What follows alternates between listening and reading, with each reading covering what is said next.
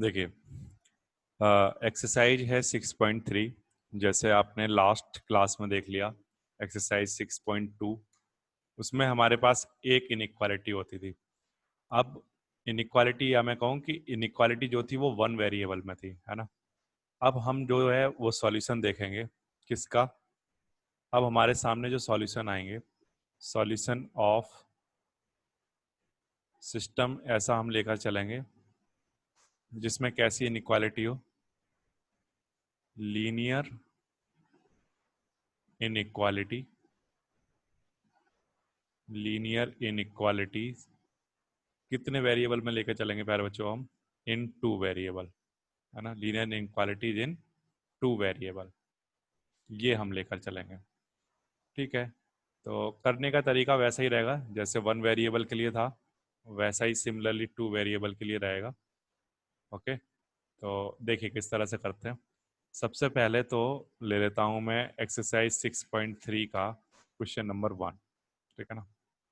देखिए question number 1 क्या है मेरे पास। एक्स ग्रेटर देन और equals to 3 and y greater than और इक्वल्स टू 2। अब मेरे पास दो इनइक्वालिटी गिवन है। ठीक है, तो इन दोनों इनइक्वालिटी को सॉल्व करने के लिए प्यारे बच्चों आप क्या करोगे, वन बाय वन लेकर चलोगे। One by one, one by one का मतलब क्या है?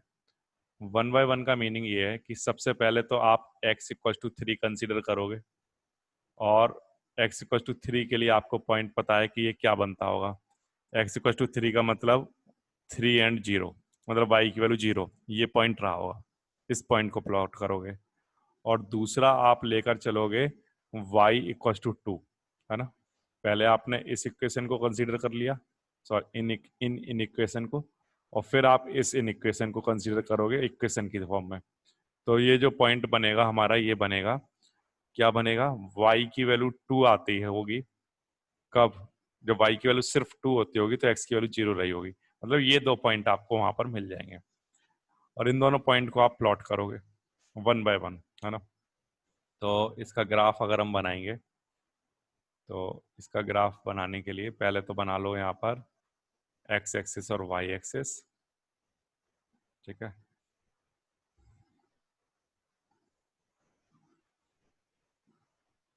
x y x dash y dash, 0 1, और यहाँ पर ले लो 2 3 4। इधर -1 हो जाएगा हमारा, और इधर -2 -3, 1 2 3। इधर आ जाएगा हमारा -1 -2 -3। ओके, नाउ सबसे पहले ये वाला पॉइंट प्लॉट कर रहा हूँ, तो 3 एंड 0 यहाँ पर आ जाएगा।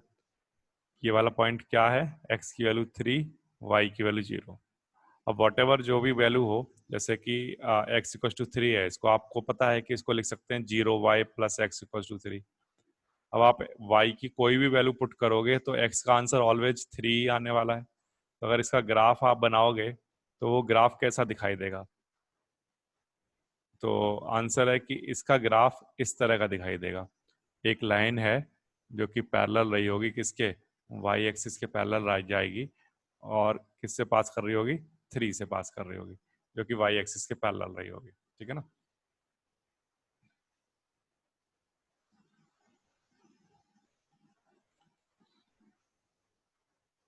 एक स्ट्रेट लाइन नहीं बन रही है इस पर, ये स्ट्रेट लाइन ग्राफ पर थोड़ा सा अच्छा से बनेगी, यहाँ थोड़ा सा ठीक नहीं बन रहा है। तो ये एक पैरेलल लाइन रही होगी, आपको पता है, और ये किसको शो करती होगी, वाई एक्स इक्वल टू 3 को शो करती होगी। Okay, now similarly y equal to 2 के लिए बनाना है आपको। तो वाई इक्वल टू 2 वाली लाइन आपको पता है कहाँ पर बनेगी। पहले तो ये पॉइंट बना लो, ये पॉइंट रहा होगा 0 और 2, है ना, ये वाला पॉइंट। और एक और फिर आप अगर चाहो तो इस वाली इक्वेशन को आप ऐसे लिख पाओगे, 0x plus Y equal to 2, अगर 2 वेरिएबल में लिखोगे तो x की वॉट एवर जो भी वैल्यू आप रखोगे, आंसर y के तो ऑलवेज 2 ही आएगा। आएगा या नहीं आएगा? तो इससे जो लाइन बन के तैयार होगी हमारे पास, वो क्या बन के तैयार होगी, तो वो लाइन प्यारे बच्चों इस तरह से बन के तैयार होगी कि एक लाइन जा रही होगी एक्स एक्सिस के पैरेलल, है ना, एक्स एक्सिस के पैरेलल एक लाइन आएगी और जो कि पास कर रही होगी किससे, 0 और 2 से, या मैं कहूँ y इक्वल टू 2 से। ये जो लाइन है ये किसको शो कर रही होगी, y इक्वल टू 2 को। नाउ अब हमारे पास दो लाइन है, एक लाइन हमने ये वाली बनाई थी, है ना, ये वाली लाइन बनाई थी हमने जो यहाँ खींची थी, ठीक है ना, और एक लाइन हमारे पास ये आ गई है। ओके, अब हमें वन बाय वन ये डिसाइड करना है कि ये ग्राफ जो है वो शेडेड कहाँ पर होगा। तो पहले तो डिसाइड करने के लिए ले लो x greater than equal to 3। तो x greater than equal to 3 है तो x की वैल्यू यहाँ पर 0 रखो। तो क्या 0 ग्रेटर देन इक्वल टू 3 होता है? तो आंसर है नो। x 0 जो है वो 3 से ग्रेटर नहीं होता है। अगर 0 3 से ग्रेटर नहीं होता है तो इस बात का मतलब ये हो गया कि ये कंडीशन कैसी है, फॉल्स कंडीशन है। कैसी कंडीशन है? फॉल्स कंडीशन है। ठीक है, तो यहाँ पर जो कंडीशन आई है वो आई है फॉल्स। ओके, अब दूसरा वाला कंसिडर कर लो, y greater than equal to 2। तो y की वैल्यू 0 पुट करो। तो यहाँ देखा हमने कि यहाँ भी 0 ग्रेटर देन 2 तो होता नहीं है, तो इसका मतलब ये वाली जो कंडीशन है ये भी कैसी आई है, फॉल्स कंडीशन आई है। अच्छा, अब अगर दोनों कंडीशन फॉल्स हैं तो इसका मतलब दोनों ही केस में ग्राफ जो बनेगा वो कैसा बनेगा, अवे फ्रॉम द ऑरिजिन। कैसा बनेगा? अवे फ्रॉम द ऑरिजिन बनना चाहिए, हाँ या ना? Away from the origin. अगर ऑरिजिन से अवे बनेगा तो इसका मतलब आप ये कह रहे हो कि इस वाली लाइन के लिए ग्राफ ऑरिजिन से अवे बनेगा, दूर जाएगा। और अगर इधर की हम बात करें इस वाली लाइन की, तो इसके लिए भी ग्राफ कैसा बनेगा, अवे फ्रॉम द ऑरिजिन, है ना प्यारे बच्चों? ऐसा बनेगा। सबको समझ आ रही है बात? अवे फ्रॉम द ऑरिजिन बनेगा ऐसा, ठीक है ना। तो ये इस तरह से इसका ग्राफ तैयार हो जाएगा। तो ये आप पूरा शेड कर सकते हो अच्छे से।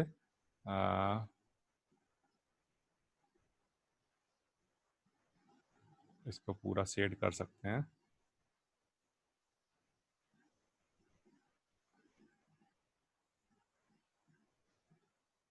कैसे कलर से? इससे ऐसा शेड कर लोगे यहाँ पर, ठीक है ना। इसको यहाँ पर इस तरह से शेड हो जाएगा अवे फ्रॉम द ऑरिजिन, ठीक है ना प्यारे बच्चों, ऐसे हो जाएगा। इधर शेड कर देना इसको और इसको भी शेडेड कर देना लाइक दिस, ऐसे। जो समझ आ रहा है सबको? इस तरह से इसको शेडेड कर दोगे, ठीक है। ये शेडेड हो गया और आपका ग्राफ बन के तैयार हो गया। This is the solution of question number 1 exercise 6.3। सबसे पहले क्या करना है? सबसे पहले तो आपको इन इक्वेशन को लेकर चलना है और उसको इक्वेशन की फॉर्म में लिखकर पॉइंट बना लेने। पॉइंट बनाने के बाद उनको प्लॉट कर लेना है, या मैं कहूँ एक लाइन प्लॉट कर लेनी है। अब दोनों ही केस में क्योंकि इक्वल का साइन गिवन था, एक्स ग्रेटर देन और इक्वल टू था, इसलिए जो लाइनें खींची गई वो डार्क लाइनें खींची गई, है ना, ऐसे।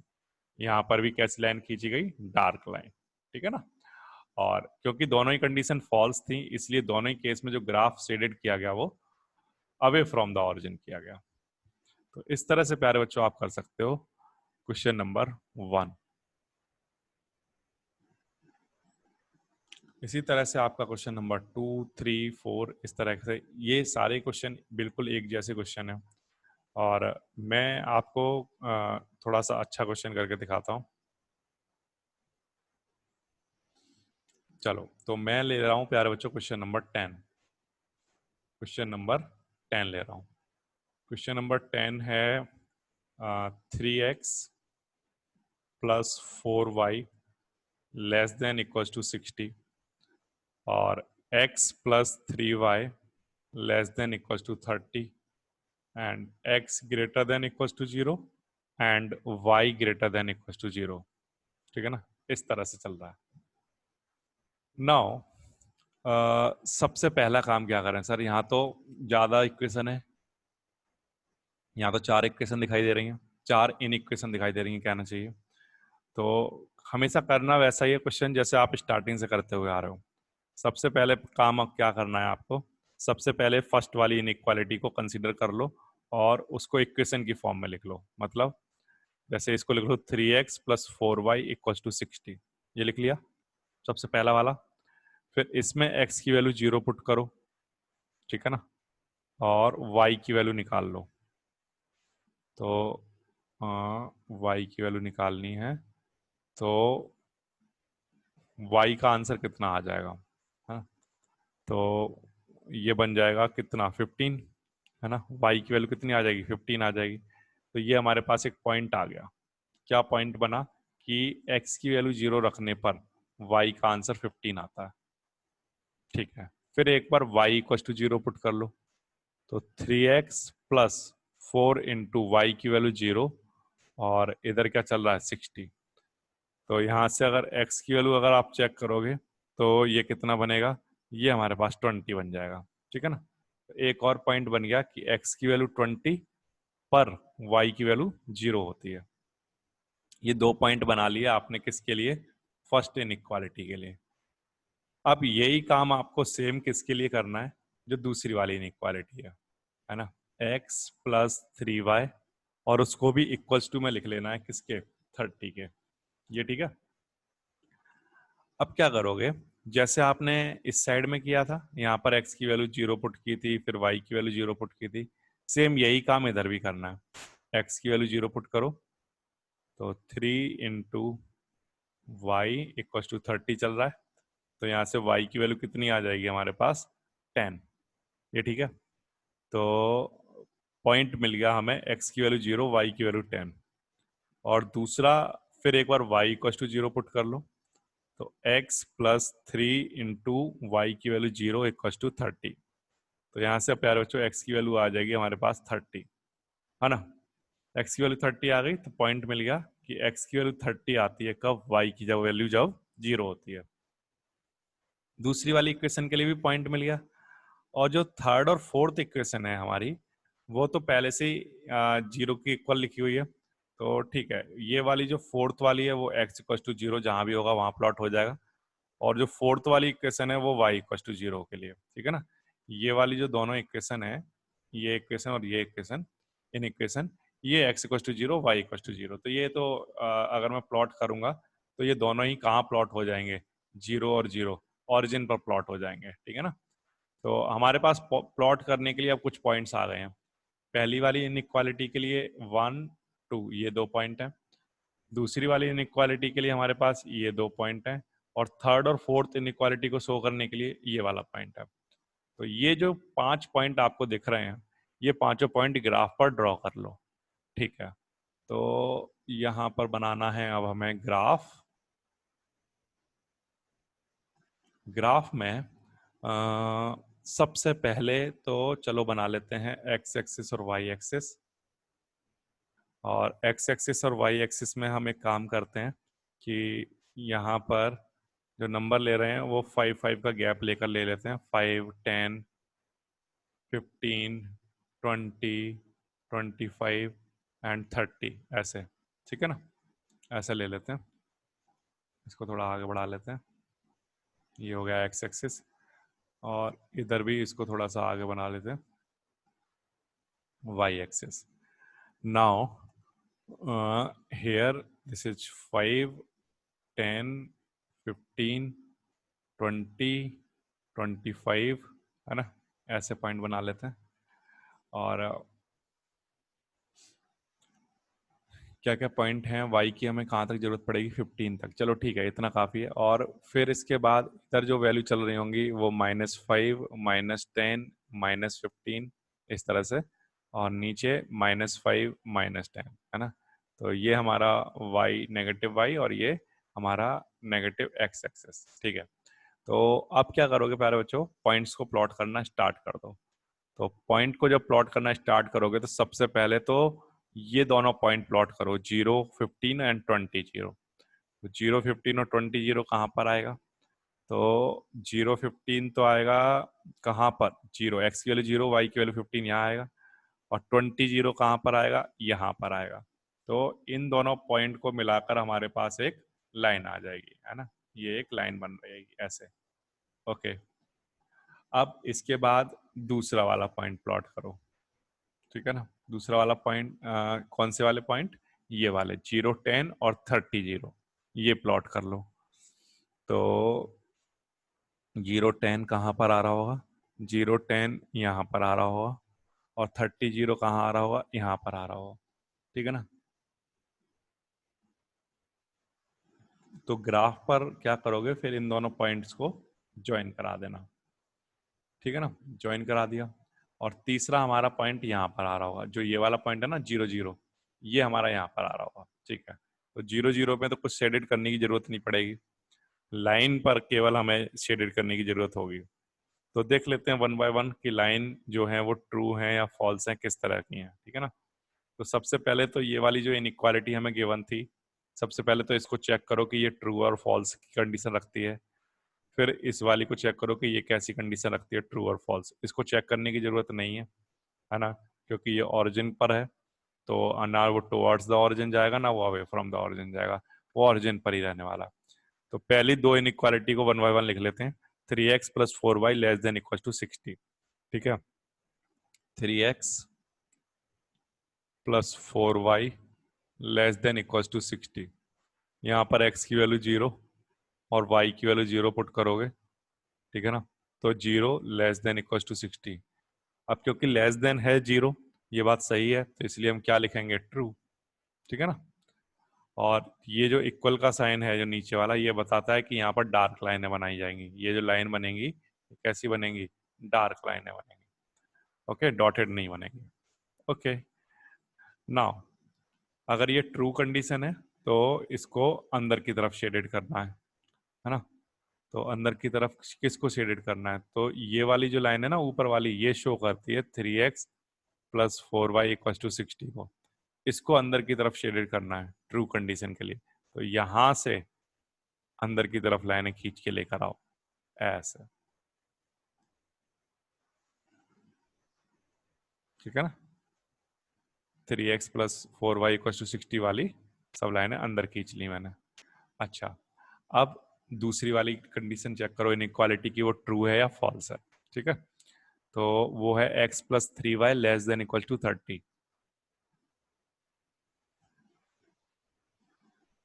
x plus 3y less than equal to क्या, 30।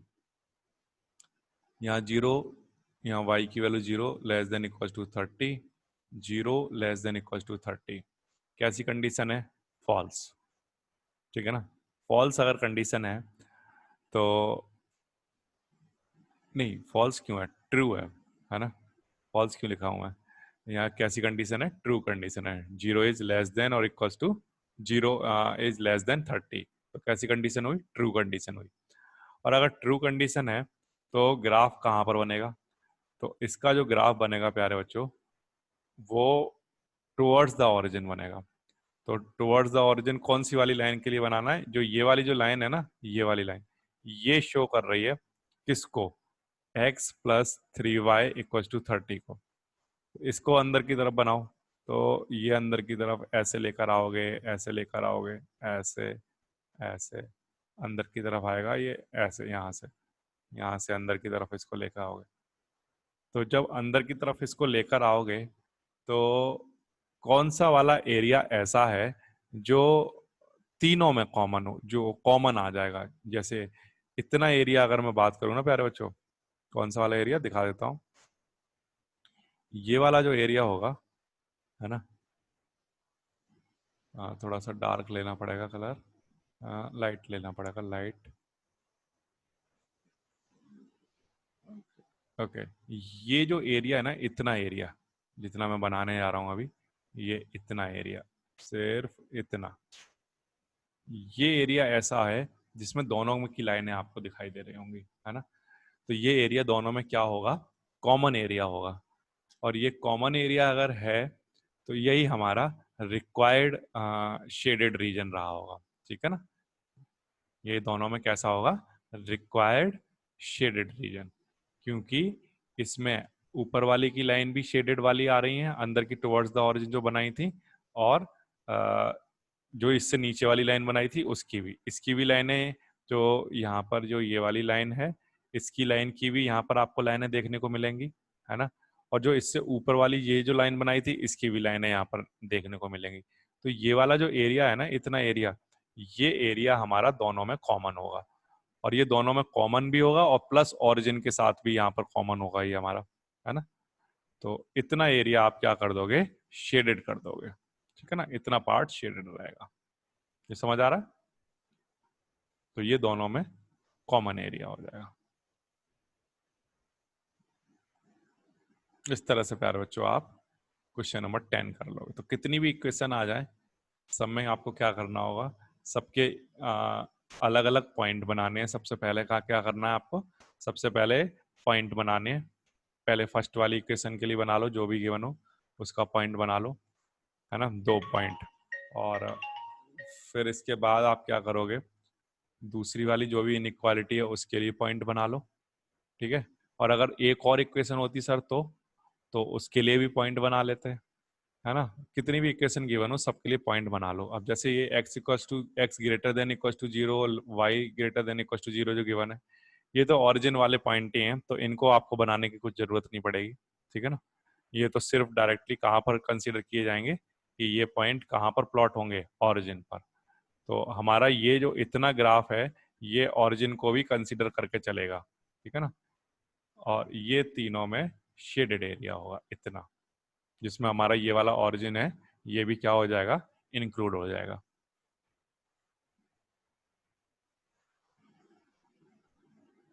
अगर एक ट्रू और एक फॉल्स कंडीशन अगर मान लो होती, तो डिपेंड करेगा क्वेश्चन में, एक ट्रू है एक फॉल्स है, तो दोनों में हो सकता है कि कॉमन एरिया इधर अंदर की तरफ ना आए, बाहर की तरफ आए। एग्जाम्पल के लिए अगर मान लो हमारे पास 2 लाइन है, एक लाइन ऐसी है और सपोज करो एक लाइन ऐसी है। अब इन दोनों में एक ट्रू है, अगर एक ट्रू है तो चलो मैंने माना कि ये अंदर जाएगा, ये वाली लाइन ट्रू है तो ये टुवर्ड्स द ऑरिजिन आएगी, है ना, ऐसे। हाँ ऐसे चल रहा होगा। और दूसरी वाली है अवे फ्रॉम द ऑरिजिन, तो अवे फ्रॉम द अगर ऑरिजिन है तो उसका ग्राफ में कैसा दिखाई देगा, तो उसके लिए ऐसा दिखाई देगा कि ये बाहर की तरफ बन रहा होगा ऐसा, है ना। ये कैसा बनेगा, बाहर की तरफ। तो इसमें आपको दोनों में कॉमन एरिया दिखाई दे रहा है, तो आंसर है हाँ सर दिखाई दे रहा है। ये वाला जो एरिया है ना इतना, ये वाला एरिया में दोनों की लाइनें दिखाई दी, तो इसका मतलब ये कैसा है, दोनों में कॉमन एरिया, और यही हमारा रिक्वायर्ड शेडेड रीजन होगा जो कि दोनों को शो करेगा, ठीक है ना। इस तरह से रहा होगा। तो शेडेड रीजन है वो चेंज हो जाएगा अगर एक ट्रू होगा और एक फॉल्स होगा। ये समझ आ रहा है?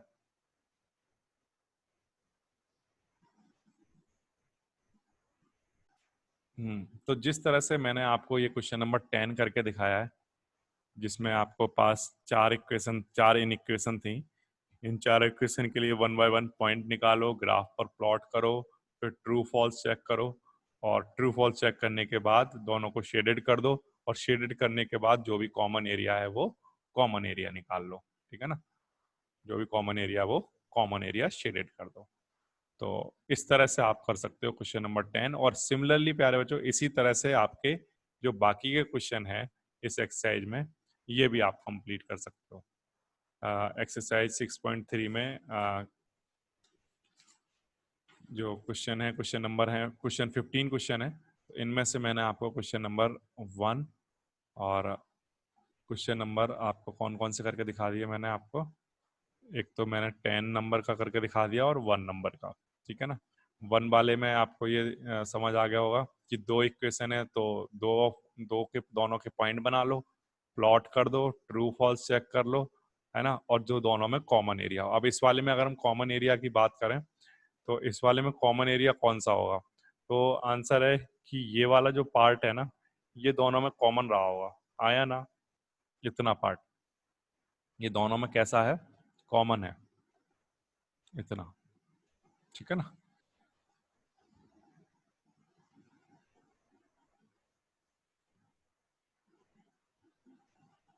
ये वाला पार्ट पूरा कॉमन है।